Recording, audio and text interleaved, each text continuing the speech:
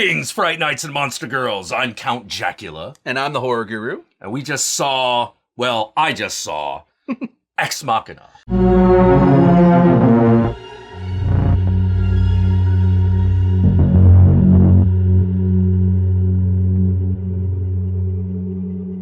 Ex Machina. Oh, man. This is such a gem. I got to hear what you thought. Like, what did you think of Ex Machina? Okay, so here's what I thought of Ex Machina. First of all, I thought it was, it's an amazing movie. Yes. It's really fucking good. And it goes in, oh, man, holy crap, how to put it. Putting the struggle of man and his creation in terms of man having dominion over woman. Yeah. Holy fucking shit. That does a real good job of that. It does do a real good job because, like, you get to the end and you're like, I don't know how to feel. Like, you know, like it's, you know exactly what happens, but how you're supposed to feel about it is a little ambiguous. Yeah. Well, you're not used to movies going that direction with it. No. You know, you're used to movies having a little bit more of the heartwarming thing at the end when it has this thing. Yeah. Or like the tragic, the robot sacrifices himself for the human they love or something. Yeah. Whereas this movie doesn't do any of that. No, it goes in a completely different direction, and you're just like, oh, holy shit. All right, so theme/trigger warnings for people that don't understand these things and need warnings for them. 1, captivity. 2, misogyny. A lot of beating of women. Yeah, there is. Beating of things that look like women. Slavery. Mm-hmm. Yeah. So, if you are going to be too emotional to, handle any of these themes, I highly recommend you watch this movie. This movie is, a lot of people have already said great things about this movie. They're absolutely right. It's brilliant. It's fucking fantastic. Oh, yeah. And it doesn't... The funny thing is how to put it? This looks like this is going to be a movie in the theme of more human than human, but no, it isn't.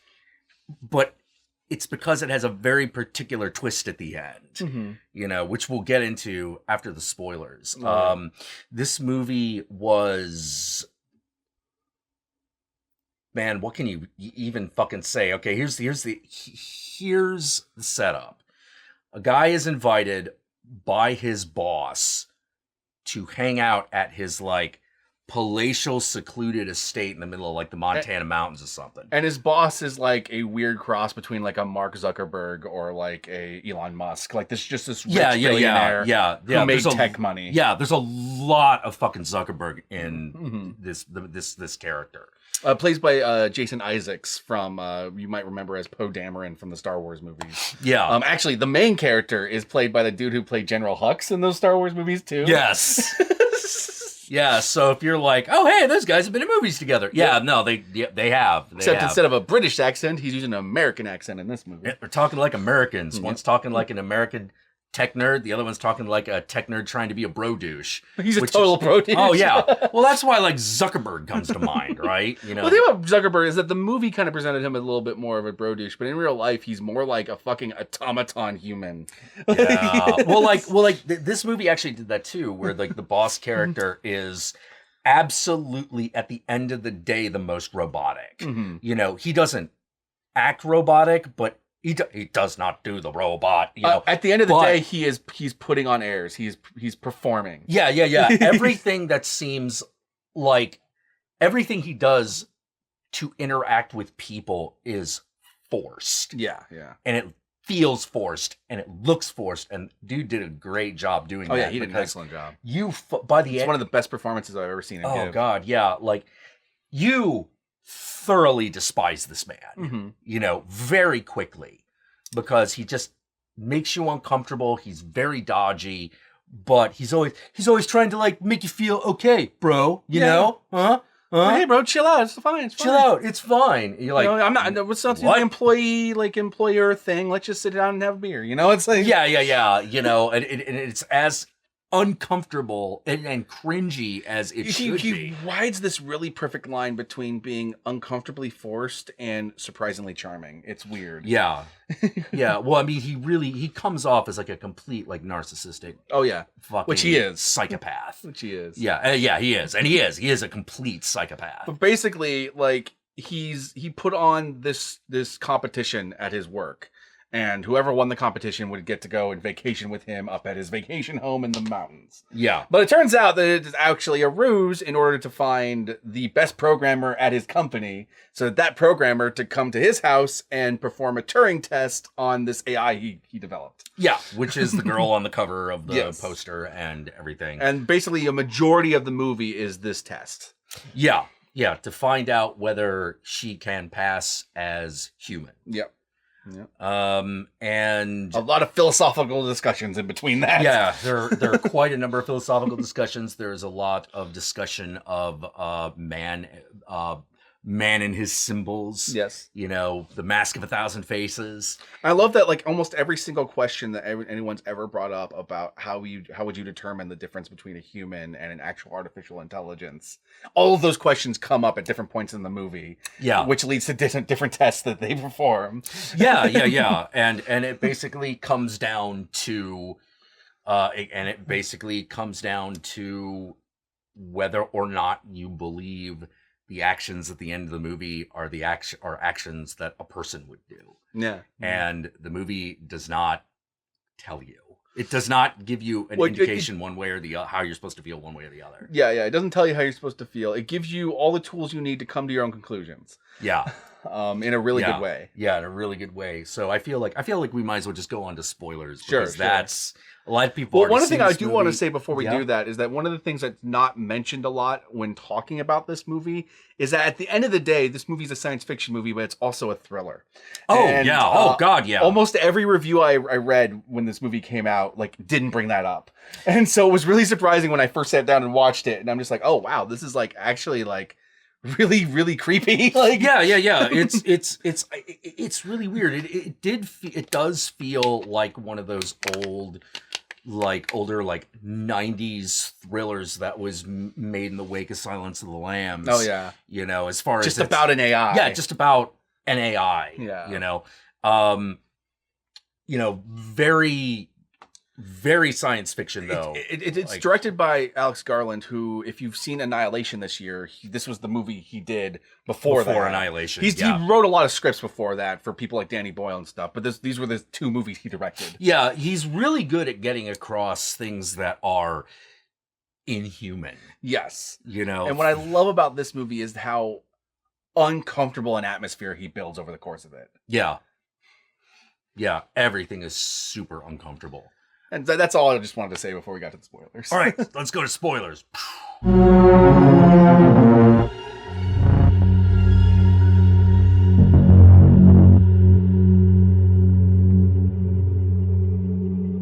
Man, one of the things about this movie that another thing I really like that starts to get into spoiler territory is how much of a facade the guy who builds the AI is actually putting on, because this is a guy who has absolutely no idea how fucking people work.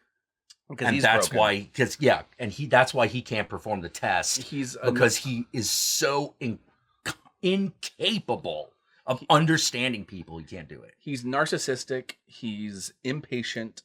He's got a very short temper. Yeah. So he's the exact wrong person to perform this test. Yeah. You know, because in order to perform a test in which you find out whether or not an AI is a human being, you need empathy. Yeah. You need patience. You need all these things that he doesn't have, which is basically why he finds this guy. At least that's what he tells you at the beginning, why he finds this guy. But over the course of the movie, you find out there's other reasons. Yes. Yes. And they get super fucking creepy. And oh God, that uncomfortable dance sequence. Oh God, yeah. Yeah, where you find out that, because the entire time there's like this other person in the apartment besides him and the AI. Yeah, she's like a what do you call her? She's like a secretary, like a handmaid or something like that. Yeah, she's constantly cleaning up stuff and like setting up the table and all that stuff. And she doesn't speak English, and he's like, "Oh no, don't bother talking to her. She doesn't understand." And you find out, because you probably suspect from the beginning that she's a robot, and she is. Yeah. She's an earlier model of what Ava, the AI that he came to do the test for. Yeah. She's an earlier model of her. Yeah, she's an earlier model, and he just abuses the shit out of her. Yeah, just utterly abuses the shit out of this robot. You know, to the point where you're not sure whether the robot understands her situation. You get like these little shots where she's like listening to their conversations and slightly reacting, but it's like a micro expression. Which they bring up in the movie, the micro expression thing, because that's how Ava like interprets people's faces and stuff like that. So the only indication that you get that there might be something more in her is when she has these little micro expressions, when she's like listening to them talking and stuff like that. And so you kind of get the impression that no, she does understand on some level. Yeah. But the one thing that she seems to not know about, that she discovers, is Ava herself. Oh yeah. The handmaiden robot discovers Ava, and like it's obvious this is the first time they either one of them has seen another artificial intelligence. And there's an escape plan. It's a very good escape plan. Yeah.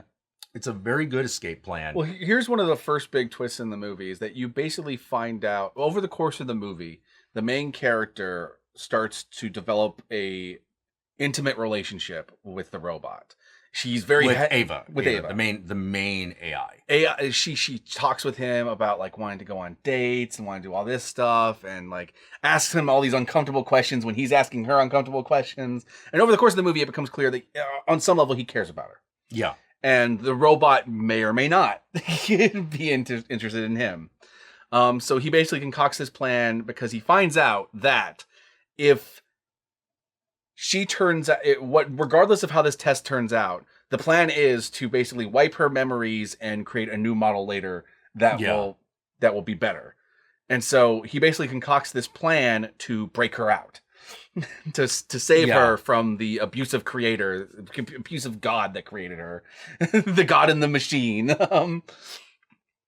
And one of the first big twists is that, hey, that's actually why you're here. Because if she can use you and seduce you and trick you into believing that you love her. Yeah. Just so that she can get out of this maze I put her in. She's like a rat in a maze. Then what better proof using all those tools at her disposal that she's human? Yeah. You know, because that requires very complicated emotional thoughts and conniving tools. Yeah. You know, things that aren't just simple problem solving. Yeah. And that requires emotional manipulation, which requires you to understand emotions. Yes. And this is where we start getting into is she human or not? Is she human or not? You know, because it definitely comes down to this, like, how to put it. There is definitely a lot of her creator in her. There is. You know, and of course the escape plan kind of goes awry, as it always does. And there's a brutal sequence where the dude is just trying to destroy both Ava and the handmaiden robot. I love when you find out in the last act that there has been this quiet chess game played between the main character and the tech guy, his boss, that neither of them were fully aware the other one was doing. Yeah. Well, at least it turns out he was more aware than he was. But like, you have this like, oh, like, well, you did this, so I put this camera here. Oh, yeah, well, I kind of figured you'd do that, so that's why I already did everything that I told you I was going to do today. Like, I love all that. And so, but even still, like, the escape plan happens, but then she kills her boss and leaves the guy trapped in the room that she was trapped in. Leaves him there because he's the only one left alive who knows that she's an artificial intelligence. Mm-hmm. And part of her directive is to prove that she's human, and she can't do that if he's out there to prove otherwise. Yeah. And that is is that more human or less human? Ooh. That was the big question. I would actually say that was actually pretty human. Yeah. That's very human, but it's the inhumane part of being human. Oh yeah. You know, like, because usually the robot's just good, and this one it's like, oh, actually, no. Mm-hmm. No, that's kind of evil. You know, Yep. like not even just kill the guy and wander off. Like, nah, just leave him in that box. Oh, yeah. It's okay. Well, because It's good very enough. clear that she was lying to him. Oh yeah, The entire time. Yeah, the entire time. Like they did this interesting thing where they made a parallel between the relationship that he has with her and the relationship that a lesbian woman might find herself in, where she's attached herself to a guy just so she can pass as straight. Yeah, I could see that a little bit. You know, especially when it comes to the scene where she meets the handmaiden.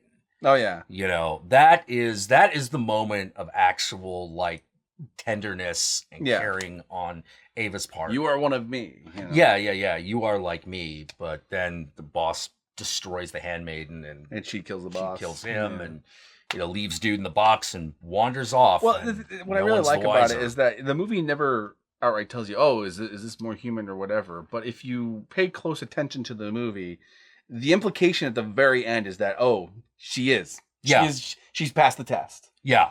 Like, because one of the things they talk about earlier on in the movie is the idea of the girl in the black and white room. Yeah. And that the ultimate test of the black and white room is that when you come outside of the room and you see color for the first time, and that happens at the end. Yeah. Yep. Yeah. It sure does. You can understand the concept of color. You can understand what it is, how it works, and everything, and how to make it. But if you've never seen it, yep. You know, it's an experience of seeing it for the first time, and experience it for the first time. That's what separates humans from robots, or at least that's the idea. Yeah. It's part of what's going on. Really super fucking good movie. Oh, it's great. It's great. It's a super intense thriller. It's got surprising twists and turns that we just spoiled for you. Yep. And it is a great rumination on what makes one intelligent. Yeah. What makes you self-aware? What makes you human? Yeah. Oh man. So yeah, thumbs up. Without question. Where can they find you?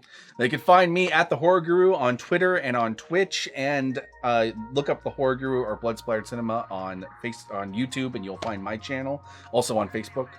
And I guess that's about it.